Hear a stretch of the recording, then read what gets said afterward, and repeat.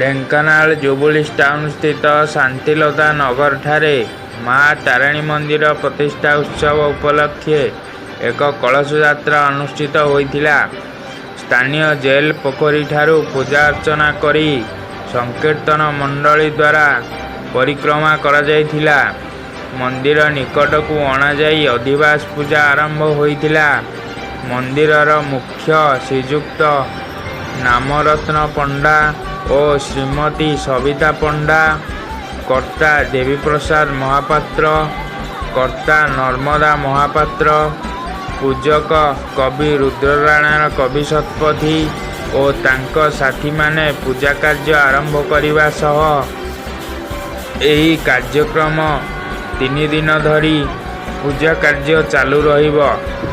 ରଶ୍ମିରଞ୍ଜନ ପଣ୍ଡା, ସ୍ୱର୍ଣ୍ଣଲକ୍ଷ୍ମୀ ପଣ୍ଡା, ଜୁଲି ପାଲ, ସୁଜାତା ପଣ୍ଡା, ଶୁଭଶ୍ରୀ ପଣ୍ଡା, ପ୍ରିୟଦର୍ଶିନୀ ପଣ୍ଡା, ଶାଶ୍ୱତୀ ପାଣି, ସଞ୍ଜୁବାଳା ପଣ୍ଡା, ନୀଳିମା ରଥ, ଇତିଶ୍ରୀ ପଣ୍ଡା, ସୁହାନୀ ମିଶ୍ର ଓ ବିକାଶ ମିଶ୍ର ଉପସ୍ଥିତ ରହି ଏହି କାର୍ଯ୍ୟକ୍ରମ ପାଳିତ ହୋଇଛି।